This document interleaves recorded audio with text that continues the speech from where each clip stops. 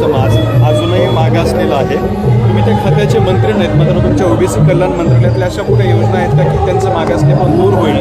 नाही, आम्ही लोकशाहीर अण्णाभाऊ साठे यांच्यासाठी समाज कल्याणच्या माध्यमातून अनेक योजना राबवल्या जातात। आमचे सहकारी मित्र संजय शिरसाटजी नेहमी त्यामध्ये लक्ष घालून अनेक योजना अंमलबजावणी करायचा प्रयत्न करत असतात आणि मला नक्कीच खात्री आहे की लोकशाहीर अण्णाभाऊ साठे यांनी जी प्रेरणा आम्हाला दिली आहे त्याच्यातून नक्कीच मातंग समाजातील सर्व घटकातील लोकांना फायदा हो, त्यांना जे समाज उपयोगी योजना आहेत त्याचा उपयोग मिळावा ही आमचा प्रयत्न आहे। दुसरा प्रश्न, काल मालेगाव बॉम्बस्फोटातले आरोपी जे होते, संशयित आरोपी, त्यांना निर्दोष सोडण्यात आला। या निकालाकडे तुम्ही कसं घेता? कालचा निर्णय हा सत्याच्या पाठीमागे न्यायालय उभा राहते आणि काल हा सत्याचा निर्णय झालेला आहे। आणि ज्या हिंदुत्ववादी संघटनेला जे आमचे काँग्रेसची मंडळी नेहमी म्हणायची की ह्या दहशतवादी किंवा त्यांच्यावर आरोप करायचे, काल हे सिद्ध झालं आहे की हिंदू संघटना